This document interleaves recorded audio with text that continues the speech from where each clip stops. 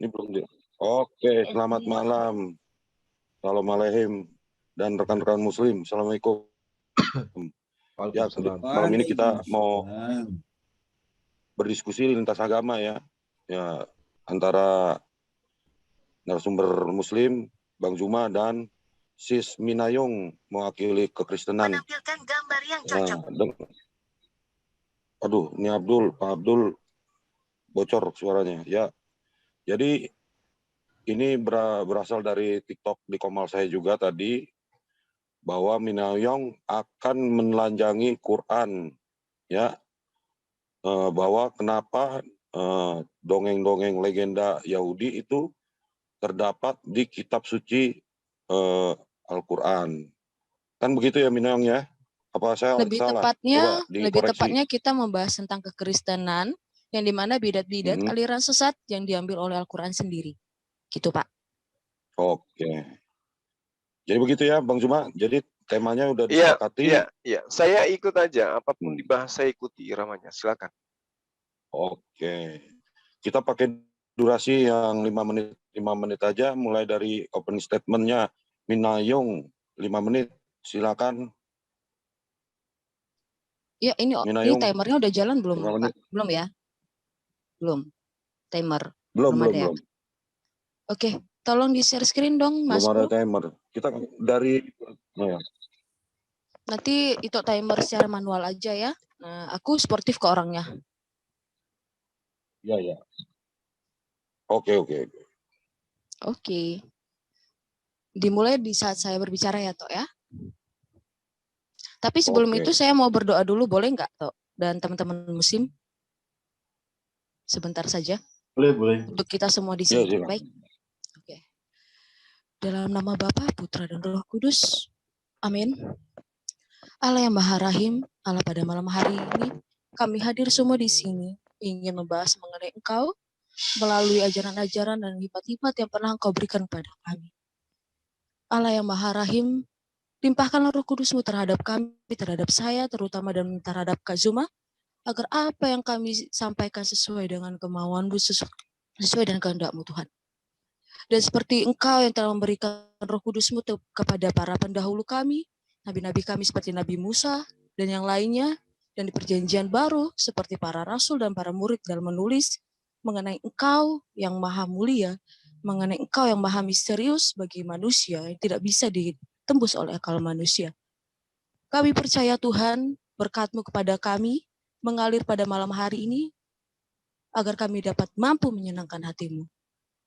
Kami doakan ini, kami serahkan semuanya ke dalam tangan pengasihan-Mu, kami deraskan permohonan ini kepada Putra-Mu Yesus Kristus, Tuhan dan Juru Selamat kami, yang bersatu dengan Engkau dalam persatuan Roh Kudus, kini dan sepanjang segala abad.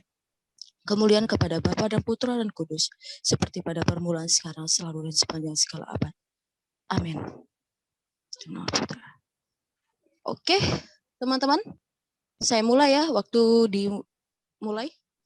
Ajaran-ajaran sesat yang telah dikutuk oleh kekristenan, tetapi dikutip kembali oleh Al-Quran. Ini pembahasan yang menurut saya sangat bagus sekali, teman-teman. Kenapa? Karena banyak sekali yang mengatakan kekristenan itu sesat, semuanya sesat, apa pemahaman kalian juga sesat karena tidak sesuai dengan Allah. Oke, mari kita lihat apakah sesuai dengan Allah atau sebenarnya sudah pernah dibahas oleh kekristenan sendiri. Pertama, sekte sesat triteisme dan kolidianisme. Next. Dalam surah Al-Maidah ayat 73 sama surah 55 ayat 116. Quran sebenarnya bermaksud untuk mengkritik kekristenan. Padahal justru sekte sesat triteisme dan bidah kolidianisme yang harusnya dikritik oleh mereka. Di mana kalian bisa baca sendiri di terjemahannya ya, karena saya umat terjemahan dan nggak mungkin saya bawa bahasa Arab karena nanti akan dimarahin. Sebab orang yang belajar bahasa Arab juga pasti harus belajar terjemahan. Dan ingatlah ketika Allah berfirman, wahai Isa putra Maryam, engkaulah yang mengatakan kepada orang-orang, jadikanlah aku dan ibuku sebagai dua Tuhan selain Allah.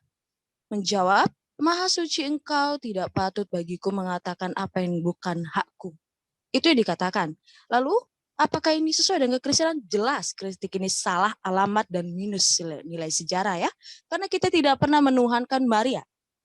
Nah, apa sih kolidianisme? Kolidianisme ini merupakan ajaran yang berkeyakinan bahwa Tritunggal sendiri terdiri atas Allah Bapa, Allah Putra, Sang Putra, serta Maria, dan bahwa Sang Putra hasil perkawinan Allah Bapa dan Maria. Jelas banget kan teman-teman? Teman-teman muslim pasti tahu. Komentar ini bagaimana? Ini sering kalian melontarkan, bukan? Sayangnya ajaran ini ditolak kekristenan, itu ditulis oleh Bapak Gereja kita, Epifanius, dalam risalahnya di Panarion 79 ayat 1-4. Sekarang tubuh Bunda Maria memang adalah suci, tetapi itu bukanlah Allah ya teman-teman ya. Jadi Bunda Maria bukanlah Allah. Next. Oke. Blunder sekali kalau mengatakan Quran itu benar gitu. Karena mengutip ajaran sesat Kristen, lalu menganggap itu adalah ajaran Kristen. No, sama sekali teman-teman. Karena itu adalah pemahaman yang bukan dari kekristenan sendiri dan bukan diajarkan oleh Kristus, yang dilanjutkan oleh para rasul, dari para rasul kemudian oleh bapak-bapak gereja ya, murid-murid mereka. Oke, next ya.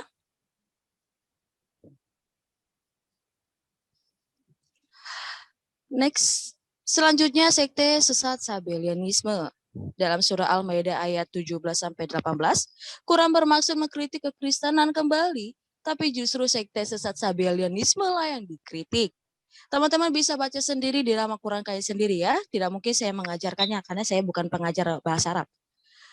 Untuk for your information, Sabellian itu merupakan ajaran sesat dengan keyakinan bahwa Sang Bapa, Putra, dan Roh Kudus adalah 3 karakterisasi dari satu Allah, alih-alih 3 pribadi yang berlainan dalam suatu keilahian. Ini jelas sekali, kalian tahu pasti, ini opini siapa teman-teman? Ya pasti dari iman kalian sendiri ya. Ya kan teman-teman muslim? Next. Ya, seperti perulangan yang sangat blunder. Quran mengutip ajaran sesat Kristen, lalu menganggap itu adalah ajaran Kristen. Wow, kenapa ya Quran mengambil semua yang telah menjadi sampah, yang telah dikutuk oleh gereja? Kita tidak tahu, nanti kita akan serahkan pada pemilik kitabnya ya. Logika sederhana, sebuah klaim teologi yang minus history itu sama dengan fiksi. Oke, next. Ajaran sesat Serintus, adopsianisme, dan nestorianisme. Dalam surah Maryam 88-93, Quran bermaksud mengkritik kekristenan kembali, tetapi justru salah. Ajaran sesat Serintus, adopsianisme, nestorianisme yang harusnya dikritik. Teman-teman bisa buka sendiri ya kitab kalian. Next. Next. Ya, adopsianisme itu adalah ajaran sesat yang keyakinan bahwa Yesus terlahir sebagai manusia biasa, teman-teman. Kalau bukan lagi, siapa yang memiliki iman seperti itu? Ini kalau saya bawa semuanya sangat banyak, teman-teman. Lalu, yang adopsianisme dan bawahnya, Pak. Nah, ya. Next. Arianisme, ada beragam bentuk penyangkalan terhadap keilahian Yesus, tetapi semuanya mengajarkan bahwa Yesus adalah makhluk ciptaan Bapa. Siapa lagi kalau bukan kalian sendiri yang beropini demikian, bukan? Bahkan itu kalian imani. Dan filantropis merupakan keyakinan bahwa Yesus manusia belaka. Tidak baik Allah itu menjadi ilah atau Tuhan. Oke, terima kasih. Waktu habis, sis. Ya, silakan bro, sampai 21-25, silakan. Sebelum Bang Kaisar, apa nggak bisa ditampilkan ini ya, timernya ya? Betul. Biasanya kan kita debat itu timernya nampak gitu, Bang. Iya. Tolip, lu aja desain bro, tolong bro. Tolip. Yang Tolip, timer, resen. Monitor gak deh? Tolip.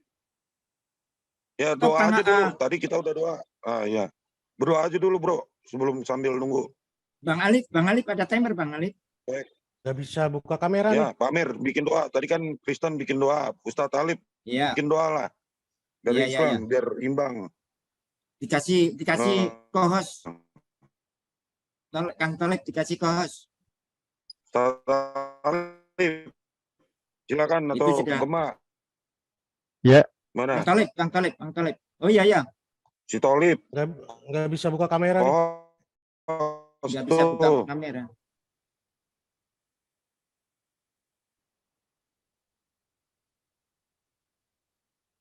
Maksudnya Silahkan. doa. Di ini pengaturan. Udah ada, coba buka. Sekarang buka Talib. Kamera kan coba.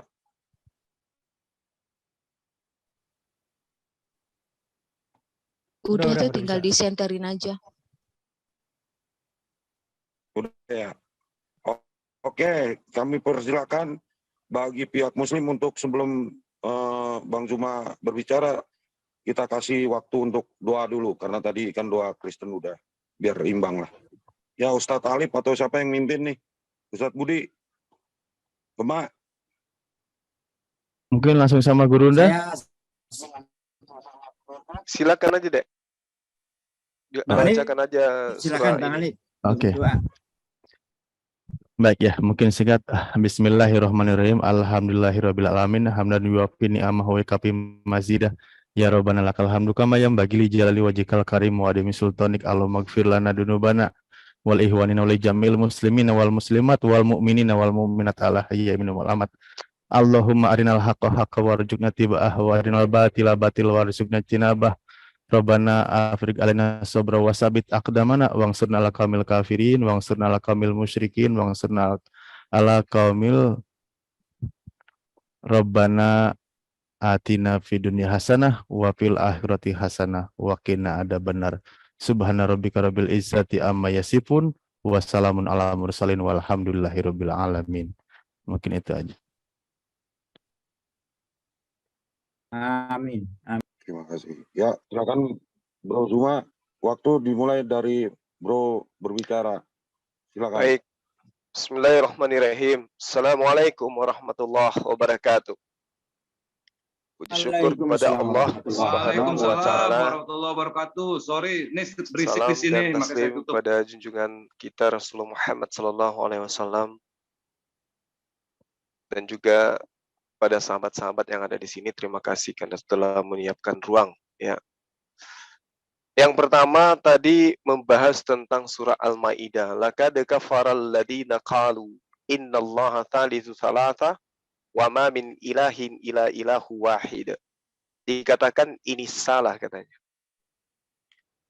Tapi pada konsep di dalam agama Kristen yang ada hari ini, Yesus itu adalah 100% manusia, 100% ilahi. Dan itu diajarkan dari sejak dahulu sampai hari ini. Ya. Pada tahun 431, tokoh-tokoh gereja sedunia bertemu di Konsili Efesus, mengesahkan Bunda Maria sebagai Ibu Tuhan. Itu harus dipahami itu. Jadi, ketika Al-Quran mengatakan di dalam surah Al-Maidah ayat 116, wa iskalallahu ya Isa bin Maryam a anta qulta linnas takhizuni wa ummi ilahaini min dunillah. Wahai Isa, apakah engkau pernah mengajarkan kepada orang Kristen untuk menuhankan dirimu dan juga ibumu selain daripada Allah? Jadi memang dari sejak dulu Maria itu menduduki posisi tinggi. Kalau hari ini Kristen yang ada di Indonesia tidak mengimani itu karena datang belakangan. Ya. Kita perlu tahu bahwa Konsili Konstantinopel tahun 722 Masehi itu menggeser posisi Bunda Maria. Digantikan oleh siapa? Diganti oleh Roh Kudus. Jadi Al-Quran tidak pernah keliru menerangkan itu. Kalau hari ini kemudian kita tanya kepada teman-teman Kristen, apakah Yesus itu kemudian hari ini adalah bidat menurut ajaran Yesus itu sendiri? Saya katakan ya. Tadi di awal teman-teman kita siapa tuh?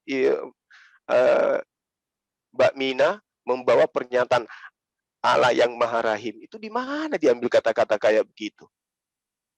Yesus tidak pernah mengajarkan itu kepada Bani Israel. Allah yang Maha Rahim. Bukti Anda bidat. Ya. Yesus juga tidak pernah menyebut nama Yesus. Ibunya juga tidak pernah menyebut nama Yesus. Muncul Kristen sekarang menyebut nama Yesus. Anda bidat. Yesus itu disebut Yesua di dalam pengajarannya. Yesus kemudian ibadahnya di mana? Bait suci. Tempat orang-orang berkumpulnya, orang-orang yang sebelum masuk ke rumah ibadah itu bersunat, mandi, membasuh tangan, membasuh kaki, melepaskan alas kaki, masuk di dalam, tidak ada kursi, tidak ada meja, mereka berdiri dan sujud menyembah kepada Tuhan. Yang Anda lakukan hari ini, pernah dipraktekkan Yesus? Tidak. Tidak. Jadi nggak usah terlalu jauh kemana-mana.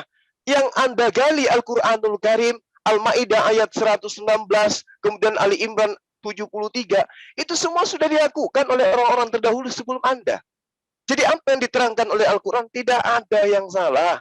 Semua itu kebenaran. Nah, kalau berbicara mengenai ajaran bidat, Yesus tidak pernah mengajarkan dirinya itu adalah Tuhan yang datang dalam rupa manusia. Tapi itu yang Anda imani sekarang, tidak. Bahkan Yesus tidak pernah mengatakan kelompok pengikutnya itu adalah Kristen, Katolik, Protestan. Ya. Tapi Anda menamakan golongan Anda itu sekarang sebagai golongan Kristen, Katolik, Protestan, Advent, dan seterusnya. Itu bidat. Yesus menyembah hanya kepada Allah, menyembah kepada Tuhan pencipta langit dan bumi. Kesaksian Yesus terhadap dirinya, ada kesaksianku yang lebih penting dari kesaksian Yohanes. Apalagi kesaksian Kristen. Kesaksian Yohanes saja kalah. Apa itu? Bahwa semua pekerjaan yang aku lakukan, pekerjaan itulah yang bersaksi tentang aku. Bahwa aku adalah utusan Bapa. Yesus utusan Bapa. Ending dari pengajaran Yesus ketika datang kepada Bani Israel, utusan Bapa. Bukan utusan bukan Bapa itu sendiri yang datang dalam rupa manusia. Tapi Anda imani Yesus itu sekarang sebagai Tuhan yang datang dalam rupa manusia, mengosongkan diri, tidak menganggap dirinya setara dengan Tuhan, itu bidat. Demikian. Oke, terima kasih. Ya, giliran Sis Minayung untuk menanggapi atau memberikan pertanyaan. 5 menit. Silakan, Minayung. Oke. Share screen, Pak, Mas Bro. Saya berbicara ketika waktu dijalankan ya.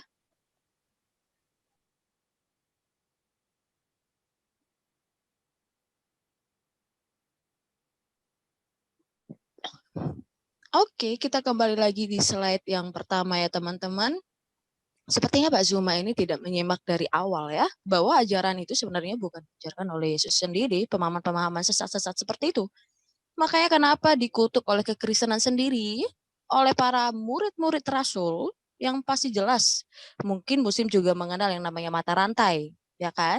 Tidak mungkin mereka tidak mengenal mata rantai, tetapi kekristenan lebih dulu mengenal mata rantai. Yakni di mana Yesus sendiri mengajarkan, kemudian diteruskan oleh para rasul, kemudian diteruskan oleh murid-murid para rasul, dan berlangsung sampai sekarang. Lalu buat apa sih pemahaman-pemahaman itu disesatkan atau dikutuk oleh kekristenan, Mina? Tentu karena tidak sesuai dengan ajarannya. Itu adalah logik yang sangat simpel sekali ya Pak Zuma. Ayo next dulu Pak Mas Bro, untuk di depan kita bahas tadi yang dia udah sempat singgung lagi dan saya harus singgung lagi ya, ternyata saya menjelaskan kembali. Ya, pertama lagi Pak, pertama. Yang slide pertama. Iya, slide pertama. Iya. Sekte-sekte yang Anda sebutkan tadi, yang kamu jelaskan, wah ternyata di dalam Al-Quran itu tidak pernah ada kesalahan, karena itu Al-Quran yang telah mengatakan. Tetapi ternyata teman-teman, untuk kalian tahu bahwa sekte itu atau ajaran-ajaran itu telah dikutuk oleh gereja, tahu arti dikutuk? Berarti itu sesuatu yang tidak layak, yang tidak bisa dimaafkan. Dengan kata-kata kotornya, kosarnya itu adalah sampah. Ya, kita lihat next. Triteisme yang menyatakan bahwa Allah itu adalah 3. Kemudian kolonialisme. Next Pak, kolonialisme yang menyatakan bahwa Bunda Maria itu adalah Allah. Yang seperti kamu bilang tadi, saya menyembah atau menuhankan Maria dan segala macam yang ada yang kalian tuduhkan kepada kita itu sudah lebih dulu kita kutuk Pak. Next lagi. Next lagi.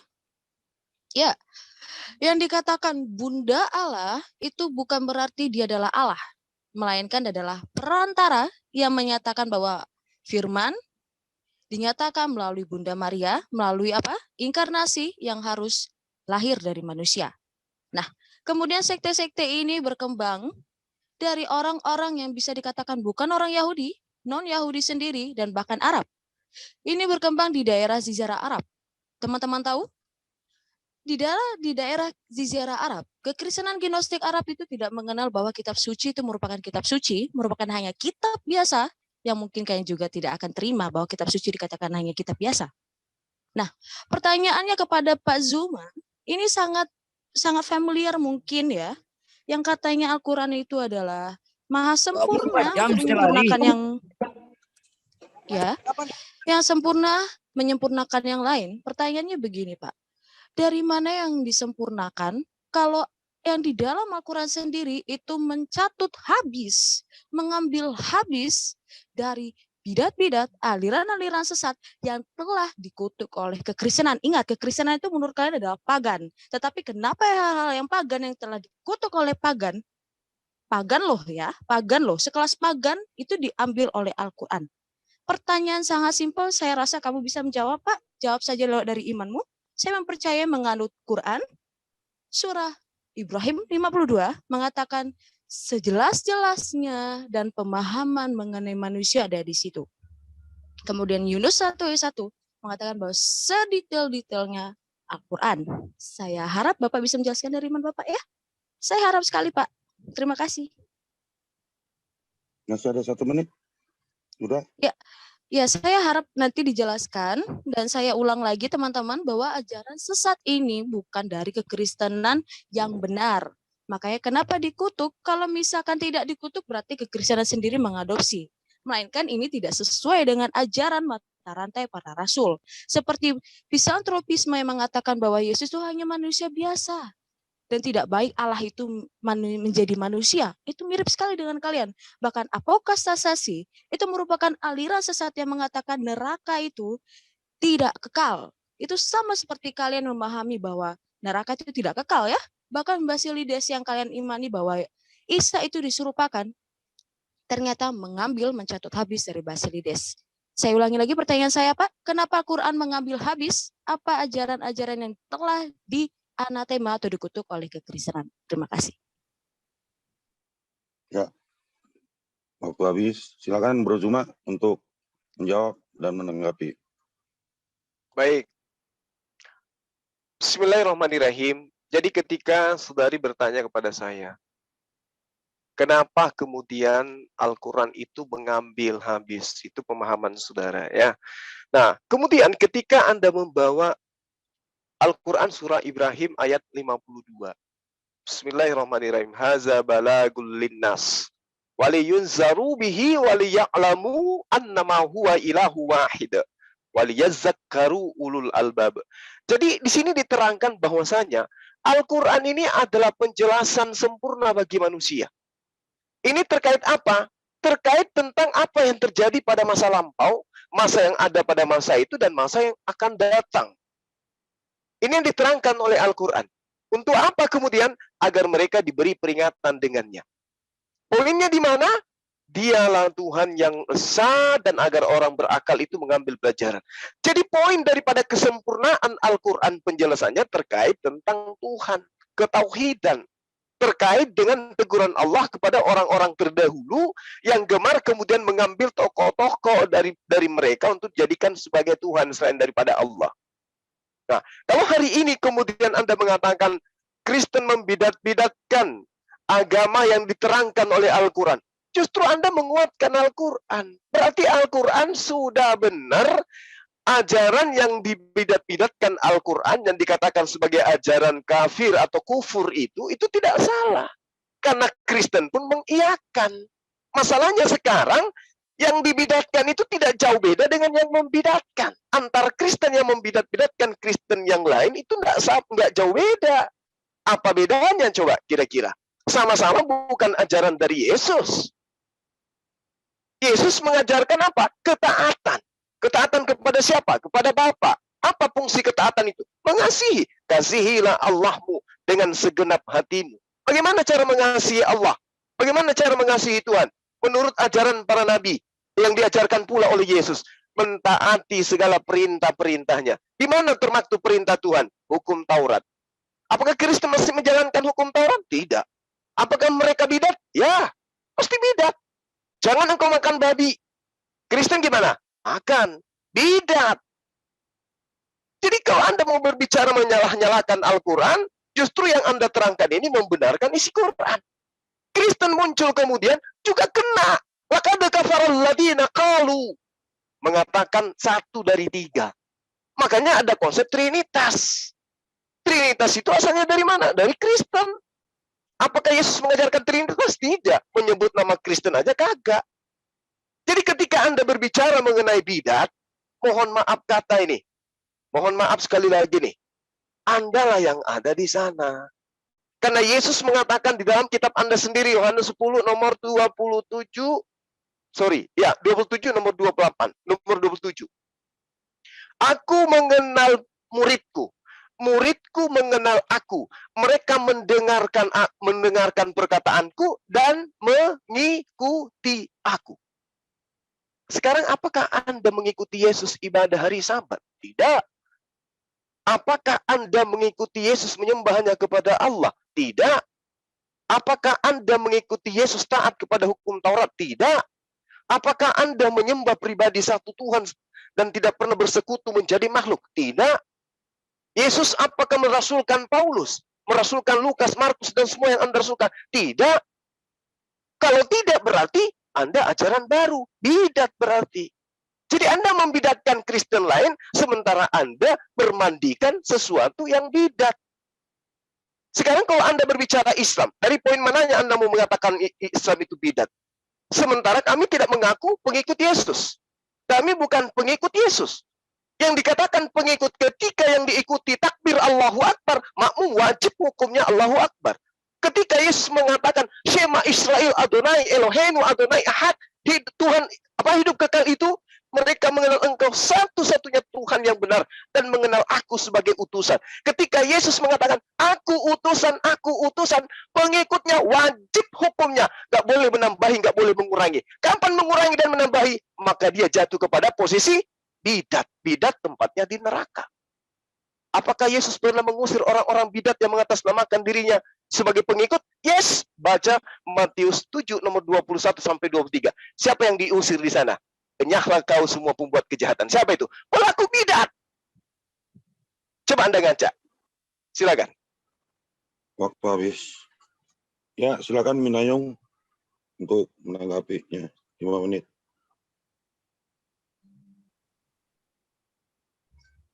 Oke. Waktu berjalan ketika saya berbicara ya. Sebenarnya saya sangat semangat sekali lihat Pak Zuma ini, dia berbicara terus-menerus tapi tidak ada poin untuk bisa saya mendapatkan jawaban yang pasti dari iman dia mengenai kenapa Al-Quran mengambil penuh apa yang telah dikutuk oleh kekristenan. Ingat seperti saya katakan tadi, kekristenan itu merupakan ajaran sesat menurut kalian, bukan? Oke. Kita lihat ya teman-teman. Kita lanjutkan lagi seberapa sesatnya ajaran yang ini yang dikutip oleh Al-Quran sendiri dan diimani oleh teman-teman muslim. Golongan Makedonius ini adalah iman kalian sendiri. Yaitu golongan Primun Matonaki, pelawan Roh Kudus sendiri. Meskipun mengetahui kalian Yesus Kristus, kita anggap saja kalian tidak mengakui Yesus Kristus sebagai keilahian. Tetapi kalian mengatakan Roh Kudus itu sendiri adalah ciptaan. Yang sama seperti kalian katakan Jibril adalah Roh Kudus. Sama seperti ini adanya. Ini adalah bidat yang telah dikutuk pada abad keempat. Pertanyaan ini pasti akan sangat banyak lagi ya teman-teman. Kenapa? Lebih dulu pengetahuan iman sesat ini ketimbang Al-Quran datang dan pemahaman iman kalian datang. Hal yang sangat mengejutkan bukan? Tentu saja belum pernah dibahas. Dan teman-teman muslim kebanyakan terlalu memfokuskan apa yang selalu dikatakan oleh Pak Zuma hanya khotbah. Kemudian, semi-pelagianisme setelah Agustinus membantah ajaran Pelagius, ini adalah iman kalian sendiri juga yang kalian ambil pada abad kelima di mana manusia dapat menjangkau Tuhan dengan kekuatannya sendiri. Jadi kalau bagi kami kekristenan, kami tidak lagi syok dengan mengenai ini karena ini telah dibahas di setiap konsili. Pemahaman-pemahaman ini berakar pada di luar dari gereja sendiri, di luar dari para murid, di luar dari keapostolikan atau para rasul. Dan seperti kamu bilang tadi, saya sudah menjelaskan dari awal pada saat opening statement bahwa kami mengenal sanad. Kalian juga pasti tahu sanad, mata rantai. Ya kan? Nah, kalau saya kulik-kulik lagi teman-teman, ini menjadi pukulan telak kepada Pak Zuma. Di mana dia di dalam Islam sendiri tidak mengenal mata rantai yang begitu dekat. Karena tahun dari mata rantainya sendiri sangat jauh, berkisar ratusan tahun. Bahkan hadisnya aja baru dilakukan itu sudah ribuan sebelum Al-Quran. Nah, itu bisa menjadi pertanyaan buat kalian sendiri ya. Next. Seperti yang saya sudah bilang katakan tadi, filantropisme yang menyatakan manusia, Yesus itu hanya manusia biasa, dan tidak memiliki keilahian. Lalu ini yang paling urgensi juga, apokastasi itu pada tahun 553 telah dibidatkan atau telah dianatema oleh gereja, dikutuk ya oleh kekristenan sendiri. Pertanyaan yang sama Pak Zuma, saya belum bisa dapat intinya dari kamu jawab. Kenapa Al-Quran mengambil ajaran-ajaran sesat? Saya pikir Allah adalah maha mengetahui ya. Seharusnya yang maha mengetahui itu pasti tahu, oh ini adalah ajaran yang telah dibidatkan atau yang telah dikutuk oleh kekristenan sendiri. Karena itu bukan berasal dari para rasul yang mengajarkan. Kamu cerdas mengatakan Yesus tidak pernah mengatakan hal seperti itu. Betul. Yesus tidak pernah mengatakan bahwa neraka itu adalah tidak kekal. Yesus tidak pernah mengatakan bahwa apa? Roh Kudus itu diciptakan Pak Zuma. Itu adalah pemahaman pribadi dari orang-orang Arab. Seperti saya katakan tadi, pengulangan, bahwa orang-orang Arab menyatakan, ini ya, orang-orang Arab ya, Kristen Arab Gnostik, menyatakan bahwa kitab suci itu bukanlah kitab suci, hanya melainkan kitab biasa. Seharusnya Allah yang maha tahu, dia pasti akan tahu, dan tidak akan memasukkan itu ke dalam iman kalian. Pertanyaan saya masih tetap sama, tetapi saya berikan pertanyaan berikutnya lagi. Kemana kemahatauan Allah ketika dia tahu itu adalah yang telah disesatkan atau dikutuk oleh manusia? Apakah Allah tidak maha tahu? Seharusnya dia maha tahu. Itu pertanyaan ya. Kamu harus bisa menjawab mengenai seperti yang saya bilang tadi. Saya penganut bahwa Al-Quran itu teliti dan disusun dengan rapi penjelasan yang sejelas-jelasnya. Saya tidak melihat kamu membuka data kamu seperti yang saya katakan di TikTok. Kamu harus membawa data kamu, tetapi kamu tidak membawa data, hanya berbicara saja, saya juga bisa. Tapi saya membawa data karena saya tahu saya ada orang akademis. Saya belajar, saya punya ilmu. Oke Pak Zuma, saya mohon kamu harus bisa apple to apple. Silakan Pak Zuma, dijelaskan. Terima kasih. Oke, waktu habis. Silakan Pak Zuma 5 menit. Oke, baik. Terima kasih ya. Pertama, ketika saudara kemudian mengatakan tentang Roh Kudus, ini menggelikan nih. Saya sudah bertahun-tahun bersama dengan orang Kristen berdebat. Mereka tidak pernah memberikan data akurat Roh Kudus itu siapa menurut Bibelnya yang original teksnya bahasa Yunani. Bahkan yang bahasa Ibrani sekalipun. Selain daripada ngambil dari Al-Quran. Nah, nanti kalau misalnya ada yang tersinggung dengan perkataan itu, silakan jadwalkan kita debat tentang Roh Kudus. Kalau di Al-Quran itu jelas, Kul man kana aduwwan li Jibril fa innahu nazzalahu ala qalbika bi idznillah. Al-Baqarah ayat 97. Jibril itu adalah Roh Kudus itu sendiri. Di mana diterangkan dalam surah An-Nahl ayat 102. Kul nazzalahu ruhul qudus min rabbika bil haqq. Jadi yang menurunkan Al-Qur'an bernama Jibril itu disebut Roh Kudus. Sementara Anda kenapa dikatakan bidat oleh Islam, oleh Al-Quran? Karena Anda menuhankan Roh Kudus. Sementara di kitab Anda sendiri, Roh Kudus itu bukan Tuhan. Jadi Al-Quran membidatkan Anda, Yesus juga membidatkan Anda. Apa pembuktiannya? Coba kita lihat dalam kitab Anda sendiri, Yohanes 16 nomor 13. Tetapi apabila ia datang, yaitu Roh kebenaran, ia akan memimpin kamu ke dalam seluruh kebenaran. Sebab ia tidak akan berkata-kata dari dirinya sendiri. Oh, ada Tuhan tidak bisa berkata-kata dari dirinya sendiri. Ini sosok yang datang setelah Yesus itu Roh Kudus, Roh kebenaran yang tidak berkata-kata dari dirinya sendiri. Sementara Tuhan yang benar, baca Mazmur 33 nomor 9. Ketika dia mau seenak dewe, ngomong aja, jadi AA, jadi BB. Itu yang dikatakan Tuhan. Loh, ini tidak berkata-kata dari dirinya sendiri, dianggap Tuhan. Berarti siapa yang bidat? Anda menuhankan sosok yang tidak bisa berkata-kata dari dirinya sendiri. Bidat.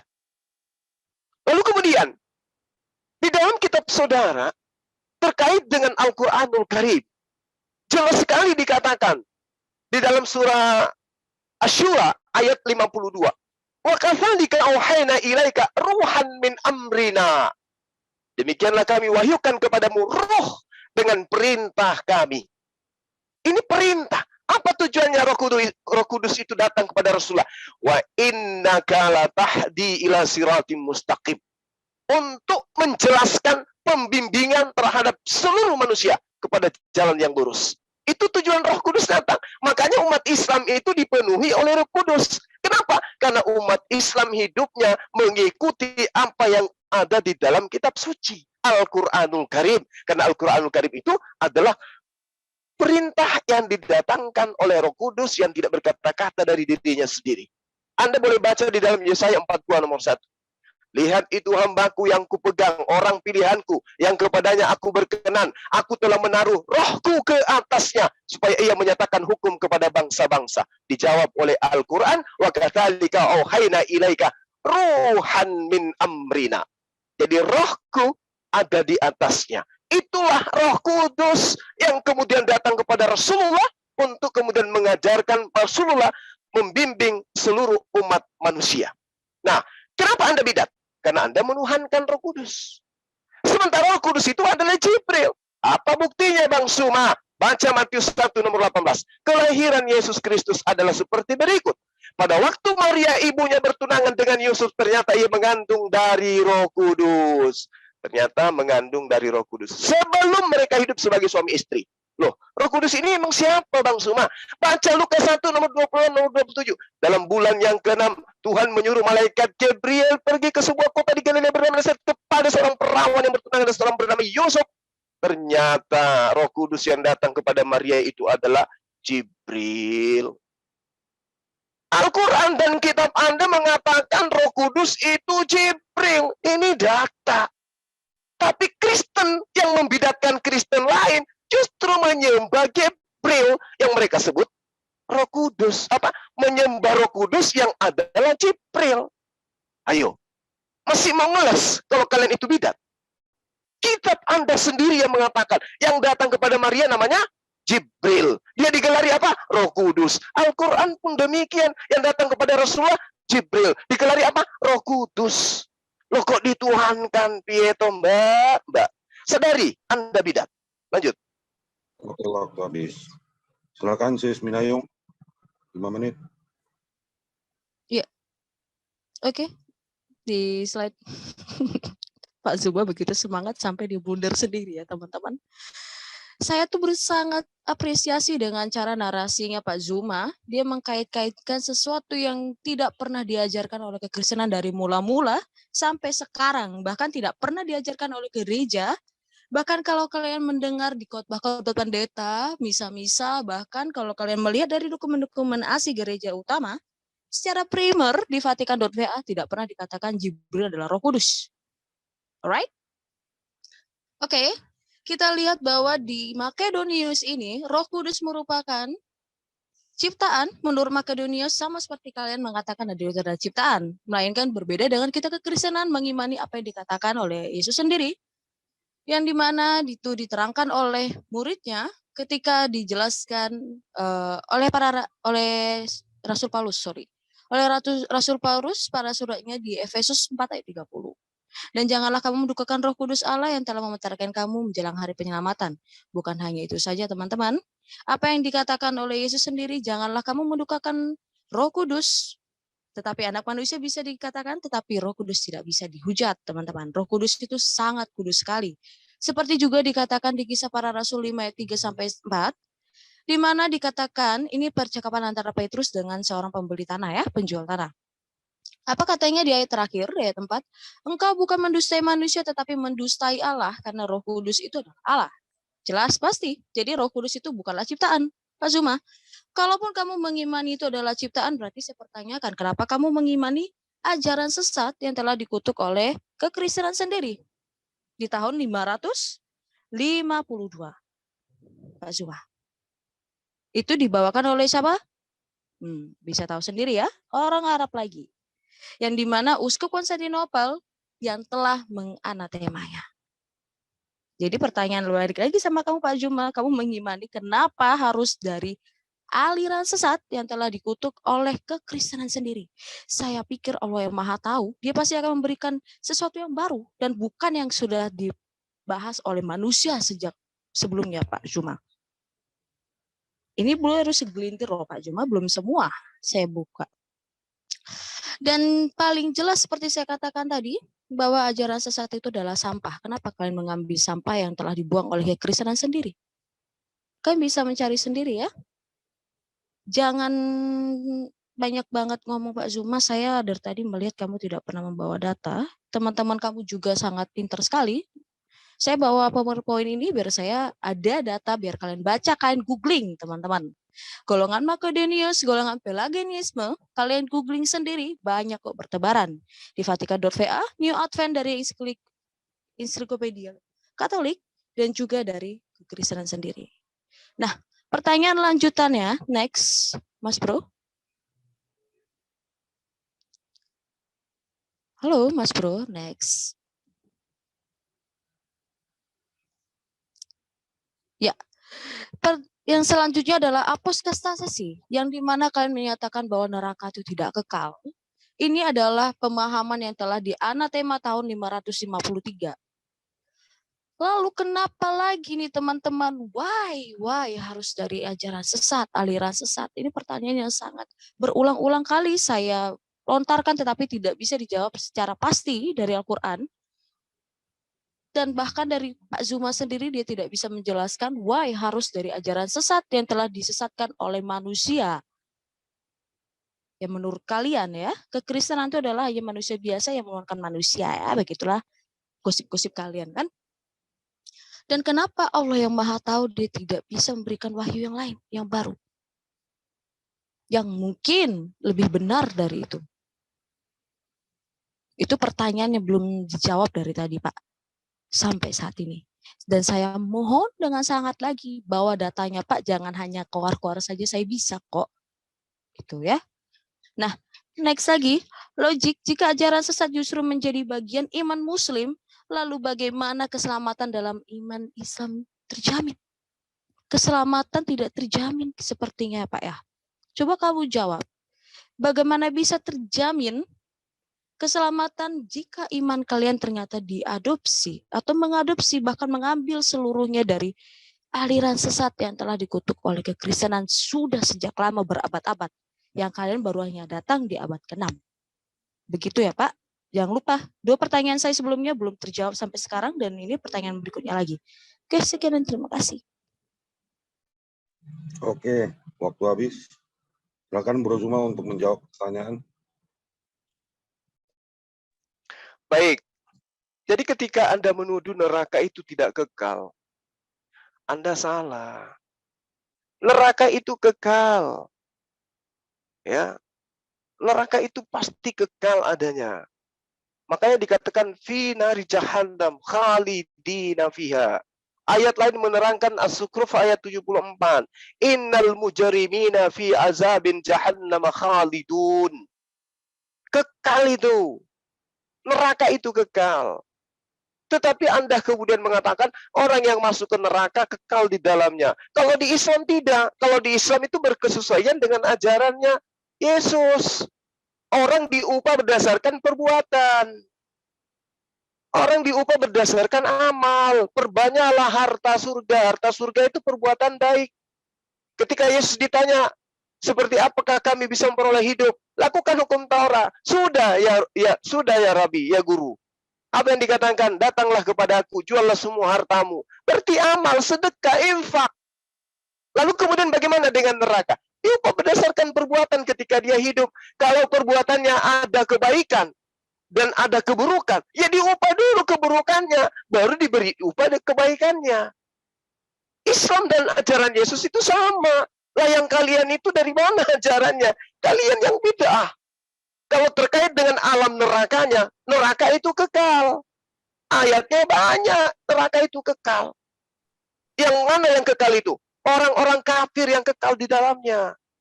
Orang-orang yang tidak menyembah Tuhannya Yesus. Yang kekal di neraka itu. Lalu kemudian saudara mengatakan tentang Roh Kudus. Roh Kudus Anda katakan tidak diterangkan di dalam gereja. Emang, tapi di kitab Law diterangkan bahwa Roh Kudus itu adalah Jibril yang datang kepada Maria. Siapa? Apakah 2 oknum atau 1 oknum? 1 oknum. Siapa yang datang kepada Maria? Gabriel. Siapa gelarnya? Roh Kudus.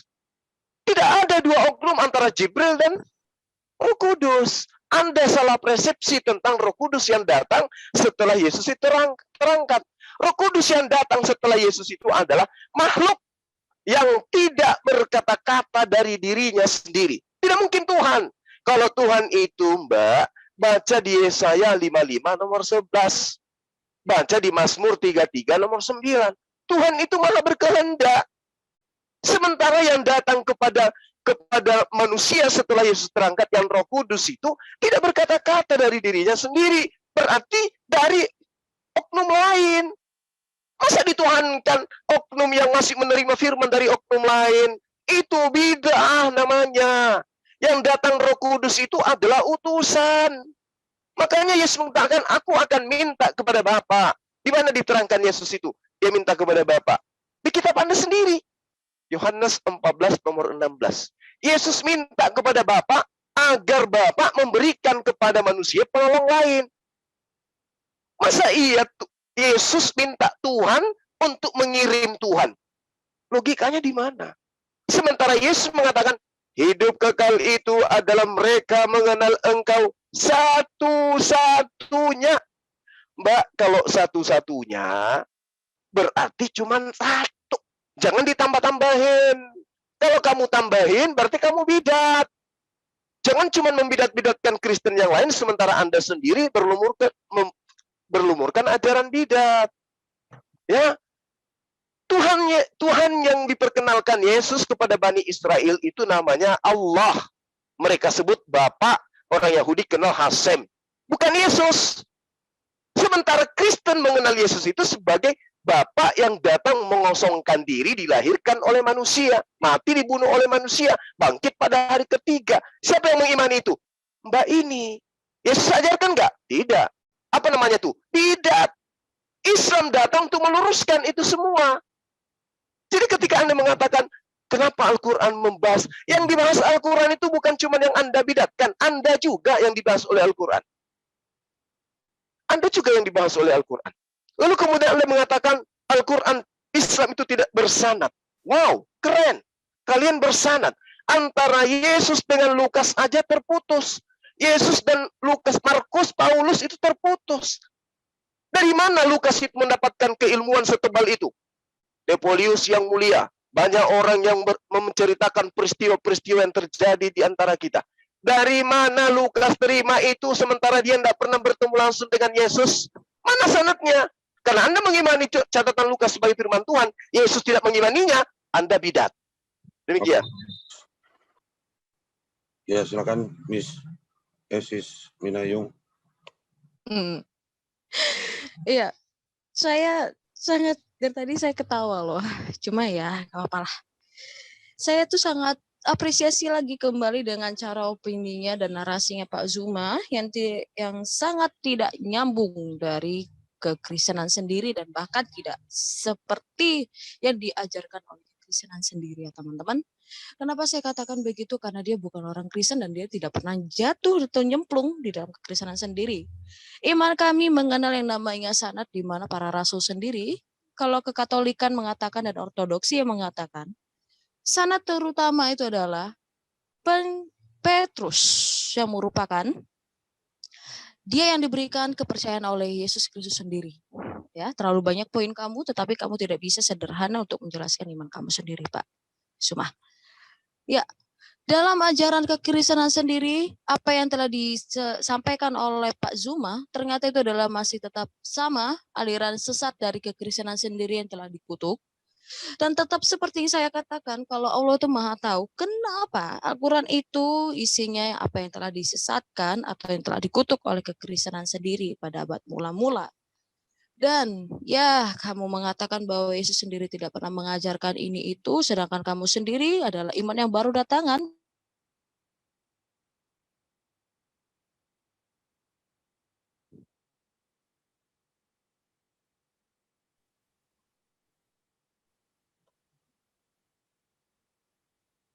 Mic-nya termute, Minayung.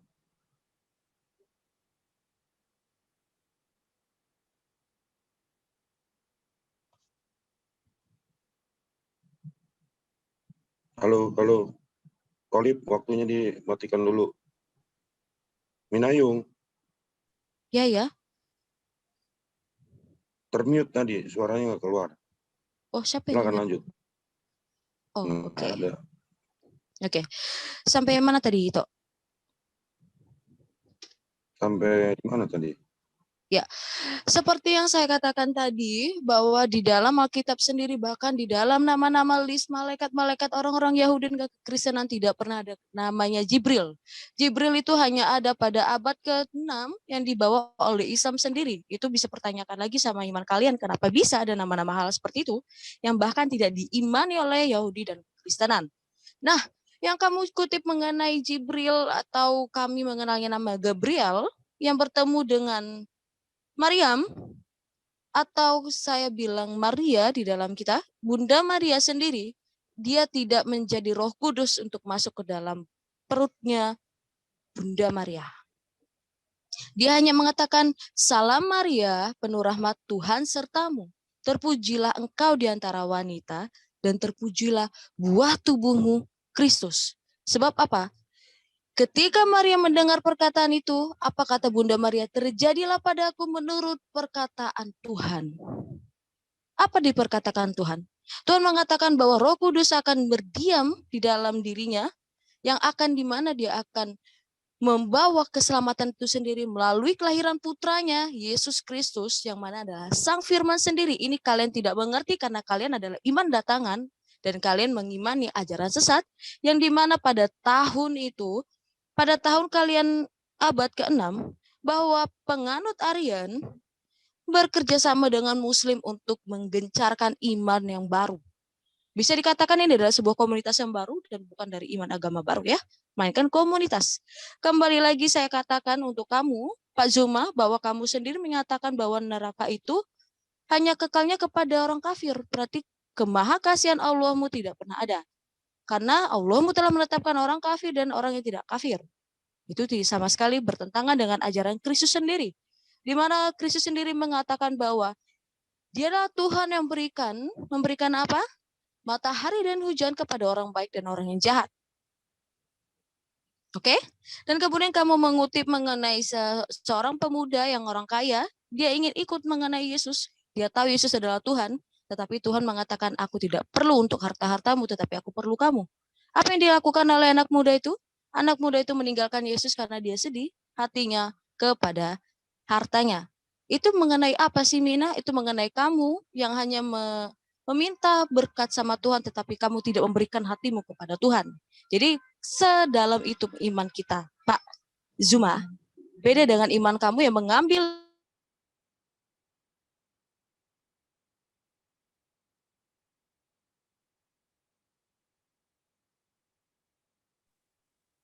Termute lagi tuh, Minayung. Ya, selalu kepotong nih. apa nih? Ya, saya ulang lagi kepada kamu, Pak Zuma. Kenapa Al-Quran harus mengambil dari semua ajaran sesat yang telah dikutuk oleh kekristenan sendiri, kalau Allah adalah Maha Tahu? Tolong dijawab dengan sangat detail. Saya tidak mungkin harus berulang-ulang kali untuk mengulangnya, Pak. Dan kemudian kalau misalkan itu adalah aliran sesat semua yang ada di Al-Quran, apakah terjamin keselamatan di Islam? Terima kasih. Oke, Oke, baik. terima kasih. Ya, silakan. Jadi Anda membahas tentang ajaran sesat, ajaran sesat. Al-Quran itu tidak pernah memilah-milah. Al-Quran itu secara menyeluruh menceritakan tentang kalian. Ya, saudari aja yang kemudian memilah-milah dari jam 8 kita jam 3 sore kita janjian mundur ke jam 10 malam karena Anda ingin memilah-milah bikin PowerPoint kayak begitu. Al-Quran itu tidak. Al-Quran itu menyeluruh. Siapapun yang menuhankan manusia Yesus, kafir dia. Siapapun itu. Siapapun yang menyekutukan Tuhannya Yesus, kafir dia kedudukannya. Lalu Anda mengatakan tidak adil, tidak maha kasih. Anda salah. Kitab Anda, nabi-nabi yang ada di kitab Anda, seruannya hanya kepada Bani Israel. Yesus mengatakan, aku hanya diutus kepada domba-domba yang hilang dari Bani Israel. Lalu bagaimana dengan bani-bani yang lain? Mana keadilannya? Nggak adil dia. Untung ada orang-orang yang muncul kemudian yang memberikan ajaran yang bertentangan dengan itu. Pergilah ke seluruh dunia, padahal Yesus yang mengatakan hanya Bani Israel. Gitu loh. Sehingga Al-Quran mengatakan wa qulil haqqu mir rabbikum faman syaa'a falyu'min wa man syaa'a falyakfur. Ini untuk semua manusia. Katakan kepada seluruh umat manusia, wahai Muhammad, kebenaran itu sudah datang dari Tuhanmu. Barang siapa yang menghendaki beriman, silakan. Tafadhal, please. Yang mau beriman silakan beriman. Barang siapa yang mau kafir, silakan kafir. Sesungguhnya kami telah menyediakan neraka bagi orang-orang yang zalim. Siapa yang zalim itu? Sudah tahu Yesus itu manusia, masih dituhankan. Itu orang zalim. Orang zalim itu kayak gitu. Sudah tahu kitabnya tidak ada lagi original teksnya, masih juga diimani firman Tuhan. Sudah tahu penulisnya tidak pernah jumpa Yesus, masih juga diimani sebagai firman Tuhan. Zalim. Maka mereka neraka. Itu Al-Quran yang menerangkan. Lalu kemudian ketika Anda mengatakan dikit ajaran Anda itu bersanad dari Petrus. Wow, keren. Petrus itu mendapatkan mandat berdasarkan kitab Anda. Wahai Petrus, jangan engkau ke bangsa lain, apalagi ke bangsa orang Samaria, tapi datanglah kepada domba-domba yang hilang dari Bani Israel. Kalau ada Petrus-Petrus lain yang mengajar kepada orang-orang yang berkolok, itu namanya Petrus bidat. Sementara kitab Anda di dalam Galatia 2 nomor 8, Paulus sendiri yang menegaskan Petrus murid Yesus yang Simon itu diutus hanya kepada orang-orang yang bersunat. Baca kitab Anda. Galatia 2 nomor 8. Catat, kasih tinta merah di bawahnya. Checklist supaya Anda paham di situ. Jadi kalau ada murid Yesus yang ke-12 ini keluar mengajar kepada Romawi, Yunani, Antioquia, saya katakan bidat. Karena muridnya, bahkan gurunya mengaku, aku berdoa bukan untuk dunia, aku berdoa hanya untuk Israel. Mana ada seruannya Yesus? Wahai seluruh manusia. Mana? Baptis saya malam ini kalau ada seruannya Yesus begitu. Nggak ada. Yang diseru hanya Bani Israel. Bani Israel. Kemudian muncul pengajar-pengajar yang dikatakan dalam 2 Petrus 2. Bahwa akan ada muncul pengajar-pengajar palsu yang memasukkan ajaran-ajaran palsu. Yang kemudian membantah semua ajaran Yesus. Tidak setitik pun dihilangkan dari hukum Torah. Lebih mudah langit dan bumi lenyap dibandingkan setitik dari hukum Torah. Begitu pengajar-pengajar ini muncul setelah Yesus terangkat, dirubah. Dengan matinya Yesus di atas tiang salib, dia membatalkan hukum Tuhan dan segala ketentuan yang ada di dalamnya. Dan Anda pengikutnya, Anda berkongkol dengan pelaku bidat. Yesus ketika datang, saudariku yang cantik, dia itu bukan ateis, juga bukan Kristen. Dia itu penyembah Tuhan. Berarti dia bertuhan. Berarti dia hamba Tuhan. Kok sekarang dituhankan? Hah? Dia mengajak murid-muridnya. Dia sering ke tempat yang sepi, berdiri, berdoa semalam-malaman. Dia menghambakan diri kepada Yang Maha Kuasa. Lantas kemudian Anda sekarang membidat-bidatkan orang. Itulah yang kena apa yang ada dalam kitab Anda, peribahasa yang ada dalam kitab Anda. Kuman di seberang lautan, gajah keluar masuk dari ke mulut Anda nggak lihat. Inilah yang terjadi. Anda membidatkan. Al-Quran kenapa kau bidat-bidatkan? Bukan, Al-Quran tidak seperti itu. Al-Quran mengatakan laqad kafaral ladzina qalu. Siapapun di luar Islam yang mengajarkan ada 3 pribadi Tuhan, dia bidat, tempatnya di neraka. Demikian. Habis. Ya silakan Minayung. Minayung. Ya, aku Yo. share screen ya, share screen sendiri biar lebih enak gitu ya. Nanti sebelum Mas Oh Bro iya. saya keluar. Ini nggak ada presentasinya, cuma ngocong aja.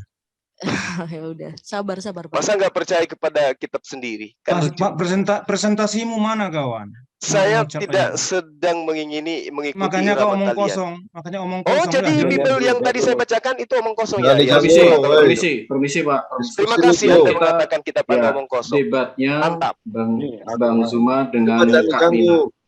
Tolong jangan diganggu ya. Terima kasih. Ya. Salam. Baik Kristen ataupun Muslim, saya akan tegur. Terima kasih. Iya. Lanjut. Ya, kita mulai ya teman-teman ya. Kita mulai dulu, dia terlalu banyak banget bawa poin sampai sehingga dia lupa untuk menjawab iman dia sendiri. Saya maklumi karena dia hanya bisa menjelaskan iman orang lain. Walaupun itu hanya tidak sesuai dengan iman orang gitu ya.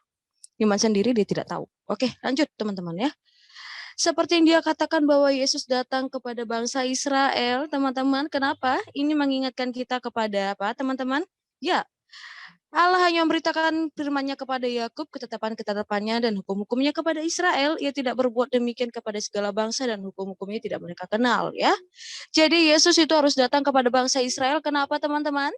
Ya, karena Yesus adalah sang firman, di mana firman-Nya itu, ketetapan-ketetapannya itu ada di bangsa Israel.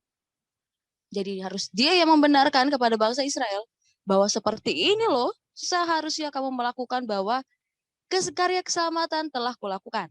Nah, kemudian bagaimana lagi si Mina? Kok bisa dia harus datang ke bangsa Israel? Mari kita lihat ya.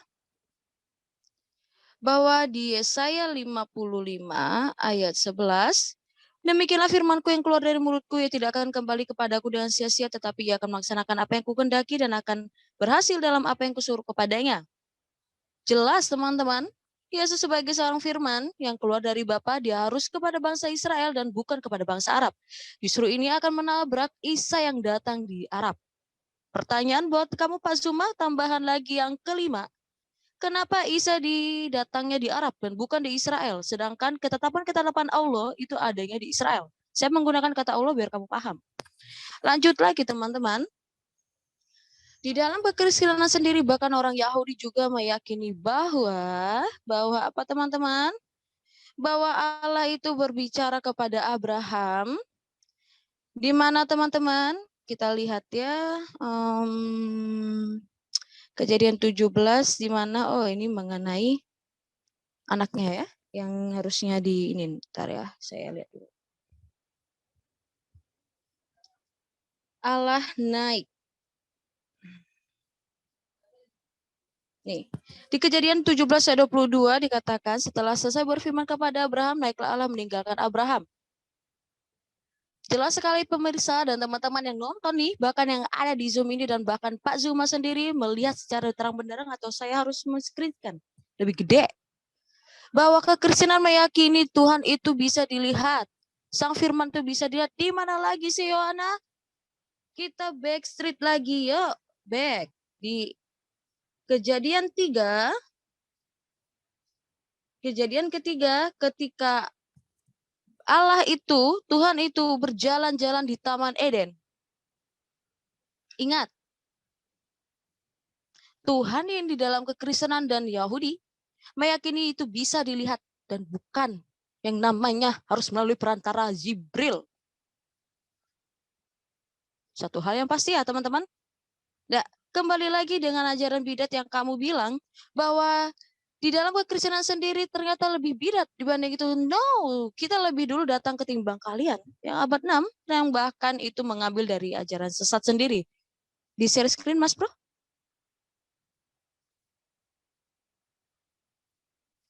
Kita share screen mengenai lagi bahwa Pisankulturisme yang dikatakan Yesus adalah hanya manusia biasa. Itu telah ada di abad berapa teman-teman?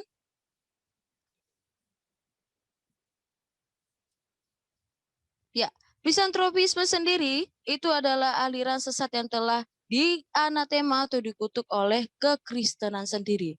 Jadi pertanyaannya lagi Pak Zuma yang belum Anda jawab. Kenapa dan harus mengapa di dalam Al-Quran sendiri mengambil aliran sesat yang telah dikutuk oleh kekristenan sendiri Pak Zuma? Kalau Allah adalah Maha Sang Tahu ya Pak Zuma. Kemudian pertanyaan berikutnya, kalau Yesus itu harus datang ke bangsa Israel, lalu kenapa Isa harus ada di bangsa Arab? Kamu belum bisa menjelaskan ini secara detail melalui imanmu sendiri.